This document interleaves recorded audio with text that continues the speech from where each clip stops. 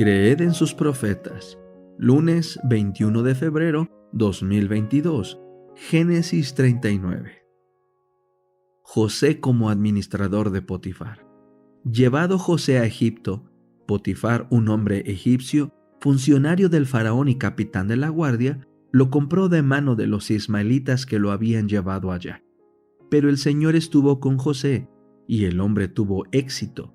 Él estaba en la casa de su señor, el egipcio, quien vio que el Señor estaba con él, y que todo lo que él hacía, el Señor lo hacía prosperar en su mano.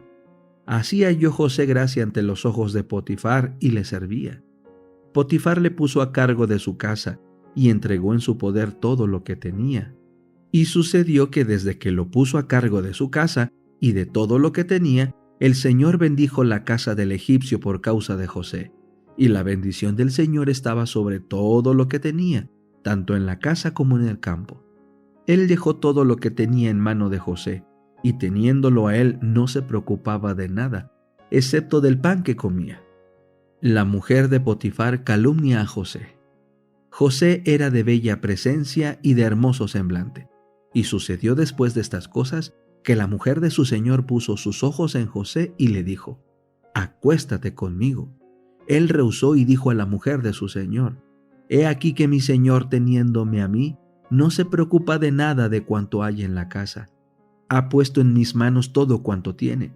No hay otro superior a mí en esta casa, y ninguna cosa se ha reservado, sino a ti, porque eres su mujer. ¿Cómo pues haría yo esta gran maldad y pecaría contra Dios?». Sucedió que ella insistía a José día tras día, pero éste no le hacía caso para acostarse con ella, ni para estar con ella. Y sucedió que él entró un día en la casa para hacer su trabajo, y ninguno de los hombres de la casa estaba allí en casa. Entonces ella lo agarró por su manto, diciendo: «Acuéstate conmigo». Pero él dejó su manto en las manos de ella, se escapó y salió huyendo. Y aconteció que al ver ella que el manto había quedado en sus manos y que él había escapado, llamó a los de su casa y les habló diciendo: «Mirad, nos han traído un hebreo para que se burle de nosotros. Vino a mí para acostarse conmigo, pero yo grité a gran voz. Y él, viendo que yo alzaba la voz y gritaba, dejó a mi lado su manto, se escapó y salió huyendo». Ella puso junto a sí el manto de José hasta que su señor volvió a casa.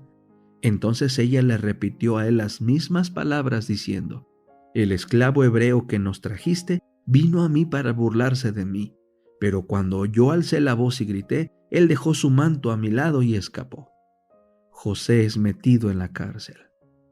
Sucedió que cuando su señor oyó las palabras que le hablaba su mujer diciendo: «Así me ha tratado tu esclavo», se encendió su furor. Tomó su señor a José y lo metió en la cárcel, en el lugar donde estaban los presos del rey, y José se quedó allí en la cárcel. Pero el Señor estaba con José, le extendió su misericordia y le dio gracia ante los ojos del encargado de la cárcel.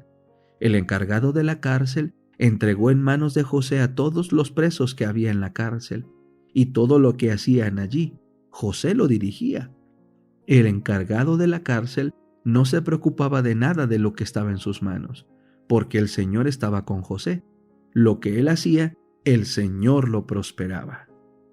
Servicio cristiano, capítulo 5. La Iglesia como centro de educación.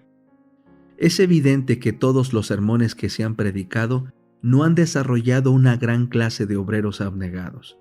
Debe considerarse que este asunto entraña los más graves resultados. Está en juego nuestro porvenir para la eternidad. Las iglesias se están marchitando porque no han empleado sus talentos en difundir la luz.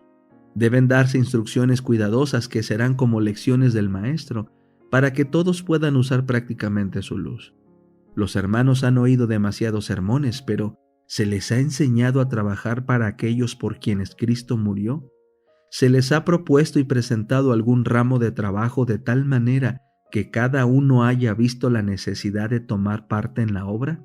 Es por la educación y la experiencia como las personas han de capacitarse para hacer frente a toda emergencia que pueda surgir, y se necesita hacer planes sabios para colocar a cada uno en su debida esfera, a fin de que obtenga una experiencia que lo habilite a llevar responsabilidades.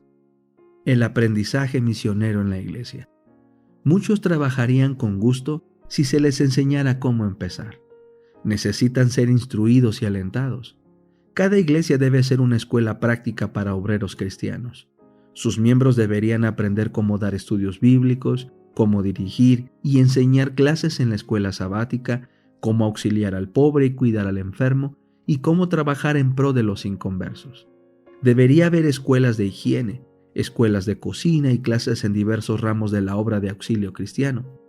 Debería haber no solo enseñanza teórica, sino trabajo práctico bajo la dirección de instructores experimentados. Den el ejemplo a los que instruyen, trabajando entre el pueblo y otros. Al unirse con ellos, aprenderán de su ejemplo. Un ejemplo vale más que muchos preceptos. Preparación especial. Deben hacerse más esfuerzos para enseñar a la gente los principios de la Reforma Pro Salud. Deberían instituirse clases culinarias para dar a las familias instrucciones tocante al arte de preparar alimentos sanos. Las personas jóvenes y las de edad adulta deberían aprender a cocinar con más sencillez. En todo lugar donde la verdad sea presentada, debe enseñarse a la gente a preparar alimentos de un modo sencillo, a la vez que apetitoso. Debe demostrársele que un régimen nutritivo puede ser alcanzado sin hacer uso de la carne. En cada lugar donde haya una iglesia, deben darse instrucciones acerca de la preparación de alimentos sencillos y sanos para consumo de aquellos que desean vivir de acuerdo con los principios de la salud. Y los miembros de la iglesia deben impartir a los habitantes de su vecindario la luz que reciben acerca de este tema. Adáptese la instrucción. ¿Cuántos obreros útiles y honrados en la causa de Dios recibieron su preparación en medio de los humildes deberes de las más modestas posiciones de la vida? Moisés estaba destinado al trono de Egipto, pero Dios no podía sacarlo de la corte del rey para hacer la obra que le tenía reservada. Únicamente cuando hubo pasado 40 años como pastor fiel, fue enviado para librar a su pueblo. Gedeón fue tomado de la era para ser instrumento en las manos de Dios para librar a los ejércitos de Israel. Eliseo fue llamado a abandonar el arado y cumplir la orden de Dios. Amós era labrador, cultivador del suelo, cuando Dios le dio un mensaje que proclamar. Todos los que lleguen a ser colaboradores de Cristo tendrán que hacer mucho trabajo duro y desagradable, y sus lecciones de instrucción deben ser elegidas sabiamente y adaptadas a sus peculiaridades de carácter y a la obra que han de ejecutar.